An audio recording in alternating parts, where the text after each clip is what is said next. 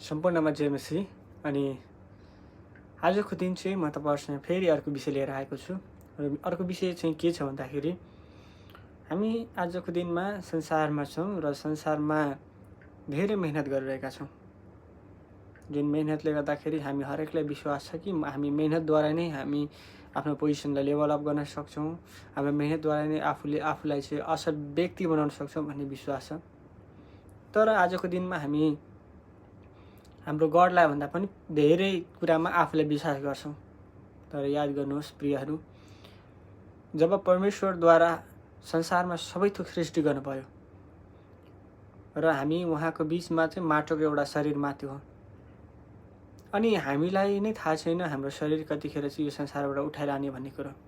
तर पनि हामीलाई यति धेरै विश्वास छ कि मलाई भोलिको दिन चाहिँ धेरै असल गर्नु छ, भोलिको निम्ति मानिसलाई धेरै कुरामा देखाउनु छ, म त्योभन्दा बेटर बनाउन सक्छु भन्ने विश्वास छ।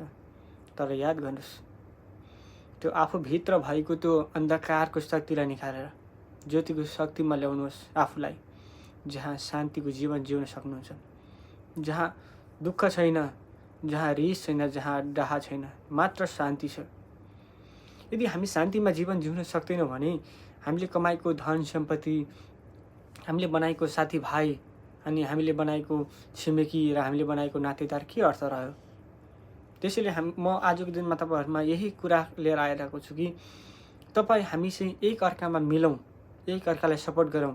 जसरी परमेश्वरले चाहिँ हिजोको दिनमा आफ्ना 12 चेलाहरूलाई जसरी चाहिँ प्रेम गर्नुभयो, जसरी पत्रुसले इन्कार गर्दा पनि परमेश्वरले चाहिँ बौरी उर्थिकन आइकन परमेश्वरले पत्रुसलाई प्रेम गर्नुभयो।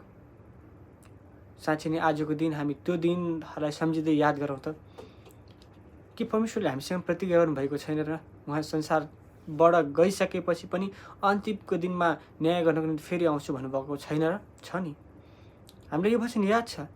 तर हामीलाई त्यो वचनभन्दा पनि आजको रमाइलो, आजको प्रशस्त धन सम्पत्ति, पैसा रुपियाँ, त्यसमा विश्वास छ। त्यसैले प्रिय हो, म आज तपाईँसँग एउटै कुरा विचार गर्छु।